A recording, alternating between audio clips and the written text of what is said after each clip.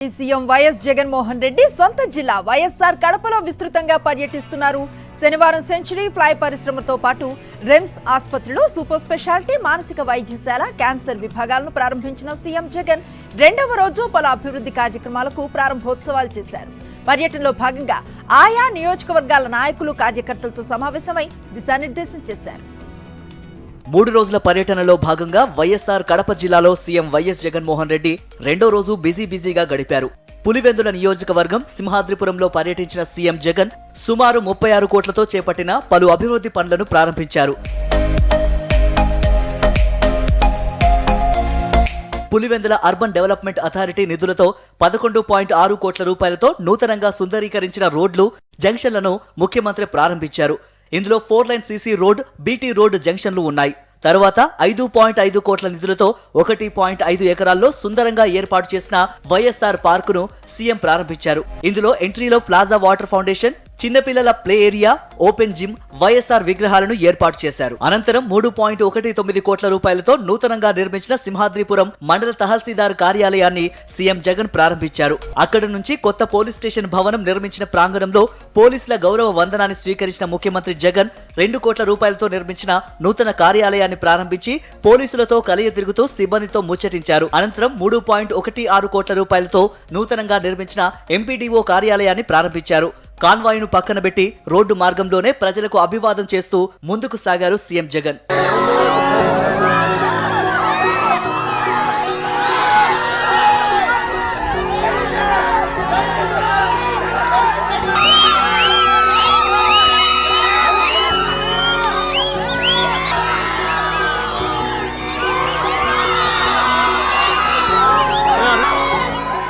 ఈ సందర్భంగా సీఎం జగన్ ను కలిసి వినతి పత్రాలు అందజేసిన వారిని ఆప్యాయంగా పలకరించి వారి సమస్యలను పరిష్కరించాలని అధికారులకు ఆదేశించారు. అంతకుముందు సీఎం జగన్ పులివెందుల మండల నాయకులతో ప్రత్యేకంగా సమావేశమయ్యారు.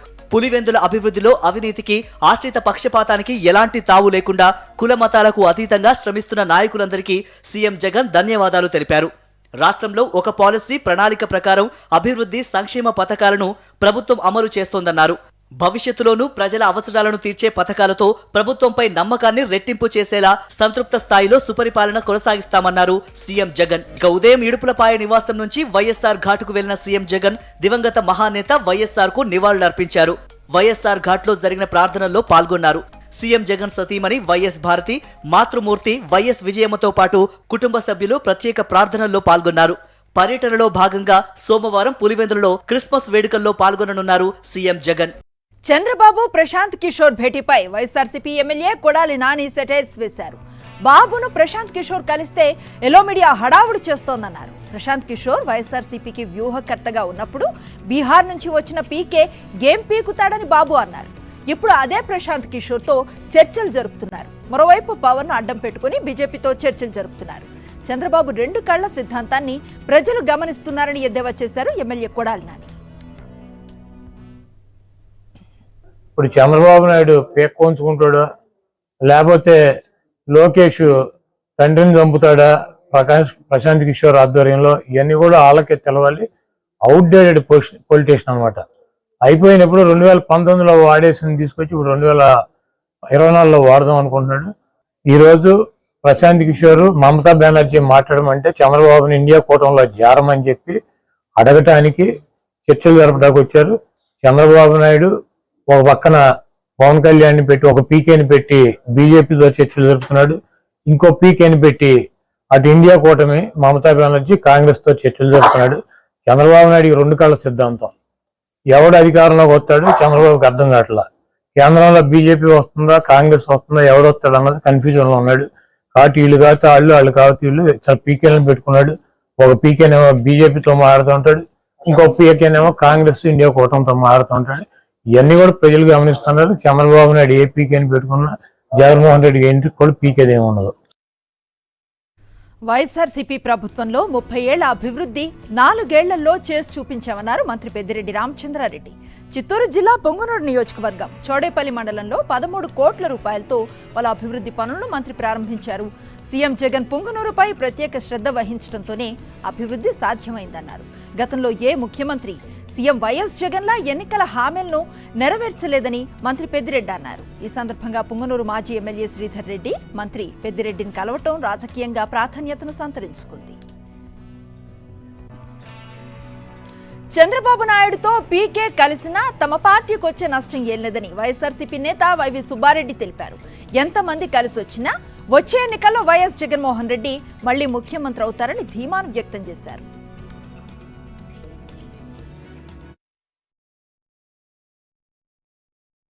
ఎవరైనా గెలవనండి.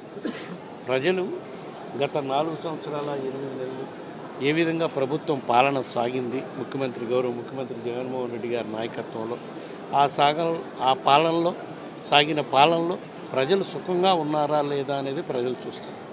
ప్రజలు సుఖంగా ఉంటే తప్పకుండా మళ్ళా ఎంతమంది పీకేలు వచ్చినా సరే మళ్ళీ మా గౌరవ ముఖ్యమంత్రి జగన్మోహన్ రెడ్డి గారిని ఆశీర్వదిస్తారు. తప్పకుండా మళ్ళీ మా ప్రభుత్వమే అధికారంలోకి వస్తుంది. ప్రజలు స్ట్రాటజిస్టులు చూసి ఓట్లు వేసే పరిస్థితి కాదు కదా, శాస్త్రిస్టులు కాదు కదా ప్రభుత్వ పథకాలు అమలు చేసేది.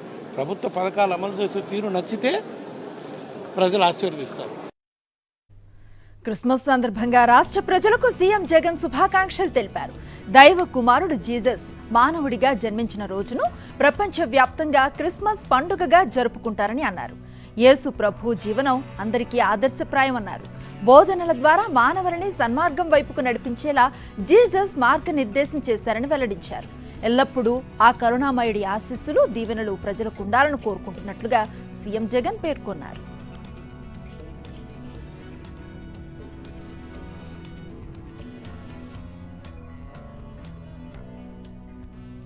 దేశవ్యాప్తంగా క్రిస్మస్ సందడి నెలకొంది.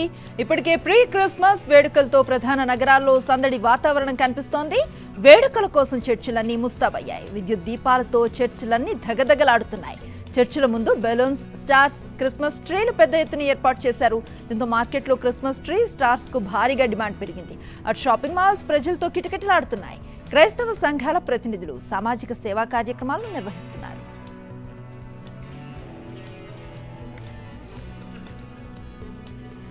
వైకుంఠ ద్వాదశి సందర్భంగా తిరుమల శ్రీవారి పుష్కరిణిలో స్వామివారికి చక్ర స్నానాన్ని నిర్వహించారు అర్చకులు. శ్రీదేవి భూదేవి సమేత మలయప్ప స్వామి చక్ర తాల్వార్కి పుష్కరిణిలో తిరుమంజనాన్ని చేశారు. ఈ చక్ర స్నానం ఉత్సవంలో భక్తులు అధిక సంఖ్యలో పాల్గొన్నారు. చక్ర స్నాన ఘట్టాన్ని తిలకించి పుష్కరిణిలో పుణ్య స్నానాలను ఆచరించారు. తిరుమల వైకుంఠ ఏకాదశి, ద్వాదశి పర్వదినాల సందర్భంగా వేలాది మంది భక్తులు స్వామివారిని దర్శించుకున్నారు. టికెట్ ఉన్న భక్తులనే వైకుంఠ ద్వార దర్శనానికి అనుమతిస్తున్నారు అధికారులు. నిన్న ఏకాదశి సందర్భంగా 68,000 మంది భక్తులు వైకుంఠ ద్వార దర్శనం చేసుకున్నారు. 10 రోజుల పాటు 3 కోటి దర్శనాలు కొనసాగనున్నాయి. ద్వాదశి పర్వదినం సందర్భంగా పుష్కరిణిలో చక్ర స్నానాన్ని నిర్వహించారు.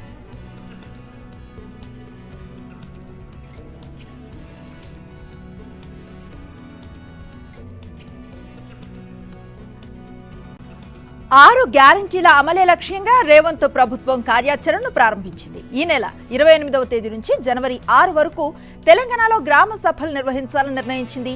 కలెక్టర్లతో నిర్వహించిన ప్రత్యేక సమావేశంలో సీఎం రేవంత్ అధికారులకు దిశానిర్దేశం చేశారు. చివరి వరుసలో ఉన్న ప్రతి పేదవాడికి సంక్షేమ పథకాలను అందించేందుకు అధికారులు, ప్రజాప్రతినిధులు కలిసి పనిచేయాలని సూచించారు. 6 గ్యారంటీల అమలు కోసం ఈ నెల 28వ తేదీ నుంచి వచ్చే నెల 6వ తేదీ వరకు ప్రజాపాలన పేరుతో ప్రతి గ్రామంలో మున్సిపాలిటీ డివిజన్లలో సభలు నిర్వహించాలని తెలంగాణ ప్రభుత్వం నిర్ణయించింది. కాంగ్రెస్ ప్రభుత్వం ఏర్పడిన తర్వాత మొదటిసారి జిల్లా కలెక్టర్లు, ఎస్పీలు, ఉన్నతాధికారులతో హై లెవెల్ మీటింగ్ నిర్వహించింది.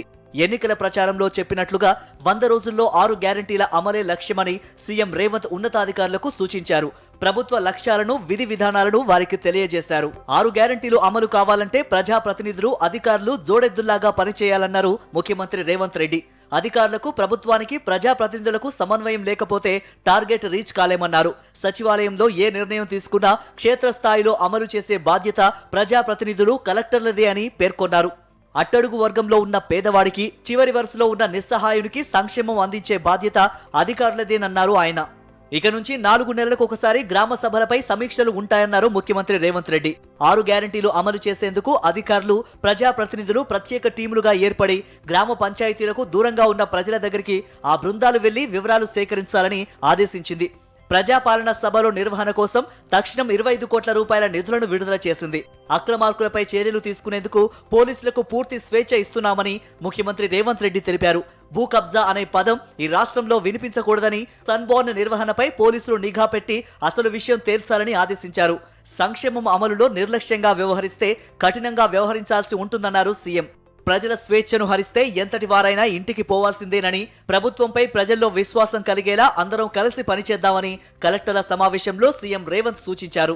ప్రజాపాలన సమావేశాలు ప్రారంభమయ్యే 1 లేదా 2 రోజుల ముందే ఆయా పథకాలకు సంబంధించిన దరఖాస్తులు ప్రతి గ్రామానికి అందుతాయని పేర్కొన్నారు మంత్రి పొంగులేటి శ్రీనివాసరెడ్డి. ఆ గ్రామ పంచాయతీలో, ఆ డివిజన్ లో, ఆ వార్డులకి ముందే పంపించి స్థానికంగా ఉండే అధికారులు స్థానిక ప్రజల యొక్క వారి సూటబిలిటీని బట్టి ఈ స్కీముల్లో ఏది వారికి వర్తించుద్దో వారు అప్లై చేసుకునే విధంగా ఆ ఫామ్స్ ని వారికి ముందే ఇచ్చి వారి అప్లికేషన్లు తీసుకొని వారందరికీ కూడా ఒక రిసీట్ ఇస్తారు. బాధ్యతాయుతమైన అధికారులు అర్హులైన ప్రతి వారికి తప్పకుండా ఇచ్చిన మాట ప్రకారం వారు ఏది కోరుకుంటున్నారో వారి అర్హతను బట్టి అప్లికేషన్లు సేకరించడం అనే కార్యక్రమం ప్రజా పాలన కార్యక్రమం ద్వారా చేపట్టడం జరుగుతుంది. మొత్తంగా 6 గ్యారంటీల అమలే లక్ష్యంగా కలెక్టర్ల సమావేశం జరిగింది. గ్రామ సభలను సీరియస్ గా తీసుకుని అధికారులు పనిచేసేలా సీఎం రేవంత్ తో పాటు మంత్రులు దిశానిర్దేశం చేశారు. తెలంగాణ రాజకీయాలు శ్వేతపత్రం వర్సెస్ శ్వేతపత్రంగా మారాయి. 9.5 ఏళ్ల పాలనలో రాష్ట్రాన్ని బీఆర్ఎస్ అప్పుల కుప్పగా మార్చిందంటూ అసెంబ్లీలో శ్వేతపత్రంతో ప్రతిపక్షంపై విరుచుకుపడింది అధికార పక్షం. అయితే అందులో ఉన్న లెక్కలన్నీ తప్పుడు లెక్కలే అని కొట్టిపారేసింది ప్రతిపక్షం. తెలంగాణ ఏర్పడిన నాడు విద్యుత్ రంగం 2700 మెగావాట్ల లోటుతో 22,000 కోట్ల అప్పులతో ఉందని చెప్పారు. అలాంటి విద్యుత్ రంగాన్ని తాము కొత్త పుంతలు తొక్కించామని కేటీఆర్ స్పష్టం చేశారు. మాజీ మంత్రి గారు ఏదైతే జ్యుడిషియల్ ఎంక్వైరీ కోరుకున్నారో తప్పకుండా తమరి అనుమతి ద్వారా సభలోనే నేను ప్రకటన చేస్తున్న 3 అంశాల మీద జ్యుడిషియల్ ఎంక్వైరీకి మా ప్రభుత్వం సిద్ధంగా ఉన్నది అని చెప్పి ఈ సందర్భంగా తెలియజేస్తూ, తెలంగాణలో కాలిపోతున్న మోటార్లు, పేలిపోతున్న ట్రాన్స్ఫార్మర్లు, ఆత్మహత్యలు చేసుకుంటున్న రైతులు, ఇది ఒక పెద్ద సెంటిమెంట్ విద్యుత్తు అనేది. ఈ ప్రజల యొక్క సెంటిమెంటును ఏ రకంగా గత ప్రభుత్వము ఆర్థిక ప్రయోజనాల కోసము వినియోగించుకున్నదో ఈ అంశాలు ఈరోజు బయటికి రావాల్సి ఉన్నది. కాలిపోయే మోటార్లు, పేలిపోయే ట్రాన్స్ఫార్మర్లకు లెక్కలేదు. 22,000 కోట్ల అప్పు ఆనాటికే మాకు అప్పజెప్పి 2,700 మెగావాట్ల లోటు విద్యుత్తుతో మాకు ఆనాడు అప్పజెప్పి పోతే మేమేం చేసినామో ఒకసారి చెప్పాలి మీకు. ఏం చేసినామంటే మాకు అప్పజెప్పిన నాడు 7,778 మెగావాట్ల స్థాపిత విద్యుత్ సామర్థ్యం, మేము దిగిపోయే నాడు 19,464 మెగావాట్ల విద్యుత్ సామర్థ్యానికి పెంచి దాదాపు 12,000, సుమారుగా 12,000 మెగావాట్ల విద్యుత్తును, అంటే 60 ఏళ్లలో వాళ్ళు 7,700 చేస్తే మేము కేవలం 10 ఏళ్లలో 12,000 మెగావాట్ల విద్యుత్తును రాష్ట్ర ప్రజలకు తరగని సంపదగా యాడ్ చేసినాం. మేడిగడ్డలో జరిగిన విషయం క్రిమినల్ నెగ్లిజెన్స్. వరుస సమీక్షల తర్వాత నేను చెప్తున్నా, Medigadda barrage purely design, purely built. స్వతంత్ర భారతదేశ చరిత్రలో ఎక్కడ కూడా ఇన్ని వేల కోట్లు ఖర్చు పెట్టి ఒక బ్యారేజ్ కొలాప్స్ కావడం, ప్రజాధనాన్ని దుర్వినియోగం చేసిన విషయం తప్పనిసరిగా ఎంక్వైరీ చేస్తాం. తప్పనిసరి తప్పు చేసిన వాళ్ళకి శిక్ష పడుతుందని చెప్పి కూడా నేను మనవి చేస్తూ ముగిస్తున్నాను. మీరు ఎన్ని బదనాములు చేసే ప్రయత్నం చేసినా, ఎన్ని రకాలుగా బట్టగాల్చి మీద చేసిన ప్రయత్నం చేసినా వాస్తవాలు వాస్తవంగానే ఉంటాయి. You are going to enjoy the benefits of Kaleshwaram. మీరు కూడా దాన్ని దాచేయలేరు. 4.5 సంవత్సరాలు రికార్డు సమయంలో పూర్తి చేసినాం. ఒక్క బరాజులో ఎక్కడో ఒక్క దగ్గర చిన్న నిర్మాణ లోపం ఉంటే సరి చేయండి. శిక్ష మీరు అన్నారు కదా, జడ్జిలతో విచారణ చేస్తాం, జ్యుడిషియల్ ఎంక్వైరీ చేస్తాం, బరాబర్ చేసుకోండి. తప్పు జరిగితే ఏ ఎంక్వైరీకైనా మేము సిద్ధం, దానిలో ఏం ఇబ్బంది లేదు. తెలంగాణలో 6 గ్యారంటీ పథకాల అమలుకు వైట్ రేషన్ కార్డును థంబ్ రూల్గా పెట్టాలని ప్రభుత్వం భావిస్తున్నట్లుగా తెలుస్తోంది. మరో 2-3 రోజుల్లో ప్రభుత్వం విధి విధానాలు ఖరారు చేయనుంది. ఈ నెల 28వ తేదీ నుంచే తెలంగాణ వ్యాప్తంగా ప్రజా పాలనా సభలు పెట్టాలని నిర్ణయించినట్లుగా తెలుస్తోంది. ఈ సభల్లోనే ప్రజల నుంచి 6 గ్యారంటీ పథకాల అమలు కోసం దరఖాస్తులు స్వీకరించనుంది ప్రభుత్వం. ఈ పథకాల ద్వారా లబ్ధి చెందాలంటే రేషన్ కార్డు కంపల్సరీ చేసే యోచనలో సర్కారు ఉన్నట్లుగా తెలుస్తోంది. తెల్ల రేషన్ కార్డు లేకపోతే పథకాల లబ్ధికి అనర్హులుగా ప్రభుత్వం పరిగణించనున్నట్లుగా తెలుస్తోంది.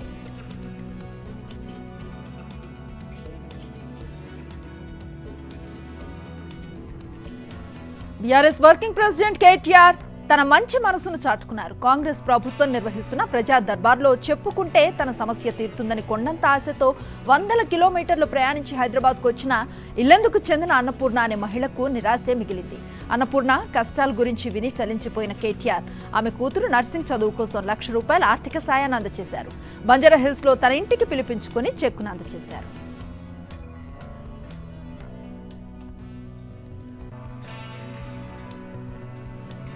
కంటోన్మెంట్ ఎమ్మెల్యే లాస్య నందితకు ప్రమాదం తప్పింది. బోయిన్పల్లిలో ఓ ప్రైవేట్ కార్యక్రమానికి హాజరైన ఆమె లిఫ్టులో ఇరుక్కుపోయారు.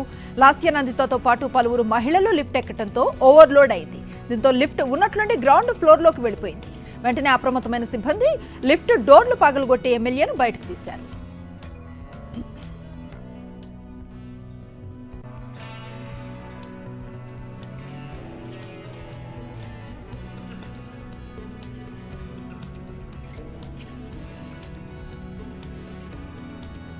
మేడారం సమ్మక్క సారళమ్మ దర్శనానికి భక్తులు పోటెత్తారు. వరుస సెలవులు కావడంతో మేడారం గద్దెల ప్రాంతం భక్తులతో కిక్కిరిసిపోయింది. మేడారం మహాజాతర సమీపిస్తూ ఉండటంతో తెలంగాణతో పాటు పొరుగు రాష్ట్రాల నుంచి కూడా భక్తులు వనదేవతలను దర్శించుకునేందుకు పోటీ పడ్డారు. ఉదయం నుంచే భక్తులు సమ్మక్క సారళమ్మలకు చీర సారెళ్లు సమర్పించారు. బంగారంతో మొక్కులు తీర్చుకున్నారు.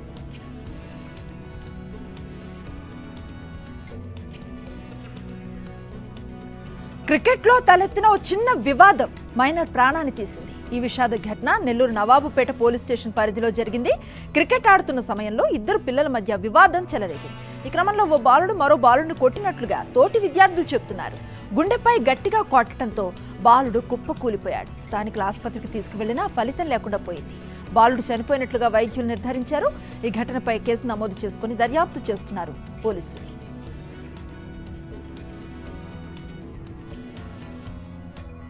జాతీయ వార్తల్లోకి వెళదాం. లోక్సభలో దాడి ఘటనలో దుండగులకు పాస్లిచ్చి చిక్కుల్లో పడిన బీజేపీ మైసూర్ ఎంపీ ప్రతాప్ సింహ ఈ ఘటనపై తొలిసారి స్పందించారు. తాను దేశభక్తుడినో ద్రోహినో భగవంతుడికి మాత్రమే తెలుసన్నారు. గత 9.5 ఏళ్లుగా తాను సేవలు అందిస్తున్న మైసూర్ కొడగు ప్రజలకు వాస్తవాలేంటో తెలుసన్నారు.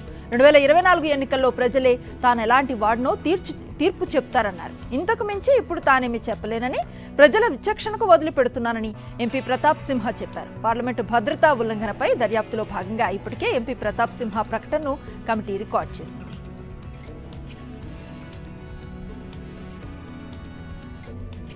జమ్మూ కాశ్మీర్లో ఉగ్రవాదులు ఘాతకానికి తెగబడ్డారు. బారాముల్లా జిల్లాలో ఓ రిటైర్డ్ పోలీస్ అధికారిని ఉగ్రవాదులు దారుణంగా కాల్చి చంపారు. ప్రార్థనా మందిరంలో ప్రార్థన చేసుకుంటూ ఉండగా సమయంలో కాల్పులకు తెగబడ్డారు. కాల్పుల్లో మహమ్మద్ షఫీ అక్కడికక్కడే మృతి చెందగా అటు ఈ ఘటనపై పోలీసులు కేసు నమోదు చేసి దర్యాప్తు చేస్తున్నారు.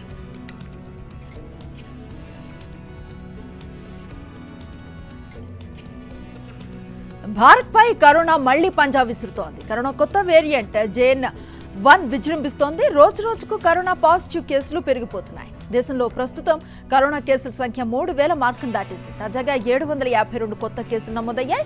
దేశంలో కరోనా యాక్టివ్ కేసుల సంఖ్య 3,420కి చేరింది. మొత్తం 17 రాష్ట్రాల్లో మళ్లీ కరోనా కేసులు వెలుగు చూస్తున్నాయి. అత్యధికంగా కేరళలో 266 కేసులు బయటపడ్డాయి. కర్ణాటకలో 70, మహారాష్ట్రలో 15, తమిళనాడులో 13, గుజరాత్లో 12 మంది కరోనా బారిన పడ్డారు. తెలుగు రాష్ట్రాల్లోనూ కేసులు వెలుగు చూశాయి. ఏపీలో 4 కేసులు నమోదయ్యాయి. గడిచిన 24 గంటల్లో కరోనాతో 4 మృతి చెందారు. కేరళలో 2, రాజస్థాన్, కర్ణాటకల్లో ఒక్కొక్కరు చొప్పున మృతి చెందినట్లుగా తెలుస్తోంది. గత 24 గంటల్లో కరోనా నుంచి 325 మంది కోలుకున్నారు. JN.1 వ్యాప్తి ముందు వేరియంట్లానే వేగంగా ఉంటుందని వైద్య నిపుణులు చెబుతున్నారు. అలాగనే ఆందోళన చెందాల్సిన అవసరం లేదని, కేసుల వ్యాప్తిని అరికట్టేందుకు ముందస్తుగా జాగ్రత్తలు పాటిస్తే చాలని సూచిస్తున్నారు. మరోవైపు కేంద్రం సమీక్ష తర్వాత పలు రాష్ట్రాలు కూడా JN.1 విషయంలో అప్రమత్తంగా మారాయి. ముందస్తుగా కోవిడ్ ప్రత్యేక వార్డుల్ని ఏర్పాటు చేసి కేసుల విషయంలో పరిస్థితిని ఎప్పటికప్పుడు కేంద్రానికి నివేదిస్తున్నాయి.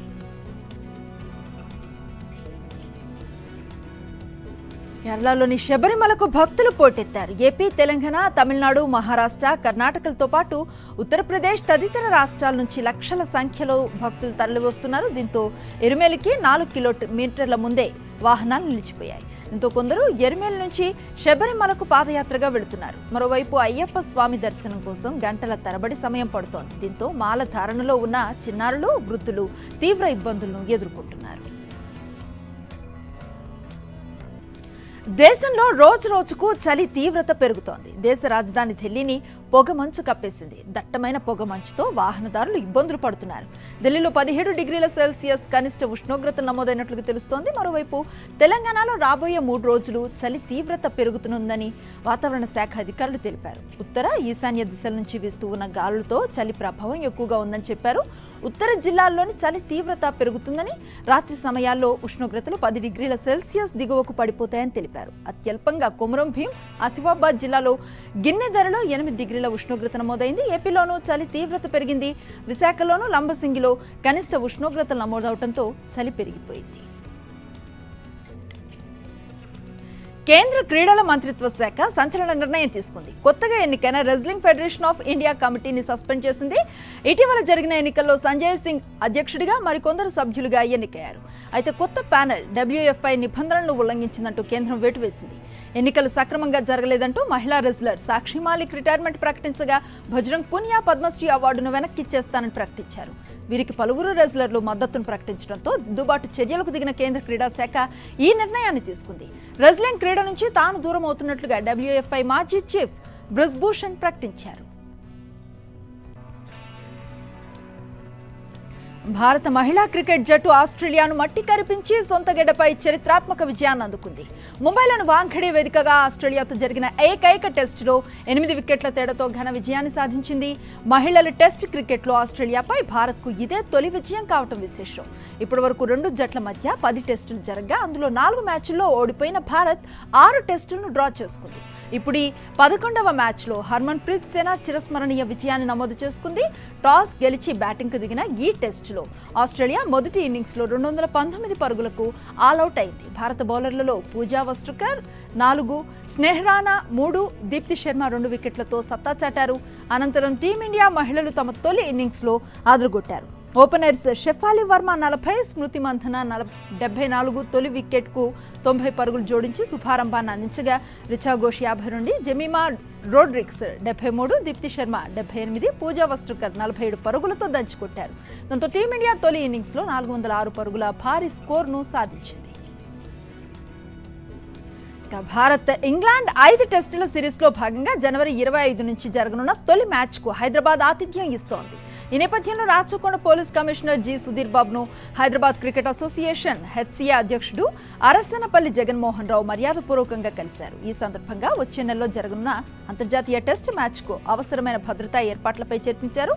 మ్యాచ్ను సజావుగా నిర్వహించేందుకు సహకారాన్ని అందించాల్సిందిగా రాచకొండ సిపి జి సుధీర్ బాబును జగన్మోహన్ రావు కోరారు. దీంతో మంగళవారం ఉప్పల్ క్రికెట్ స్టేడియంకు వచ్చి పరిశీలిస్తానని సిపి తెలిపారు. సిపిని కలిసిన వారిలో జగన్మోహన్ రావుతో పాటు HCA కార్యదర్శి దేవరాజ్, ఉపాధ్యక్షుడు దల్జిత్ సింగ్, సహాయక కార్యదర్శి బసవరాజు, కోశాధికారి సిజే శ్రీనివాస్ ఉన్నారు.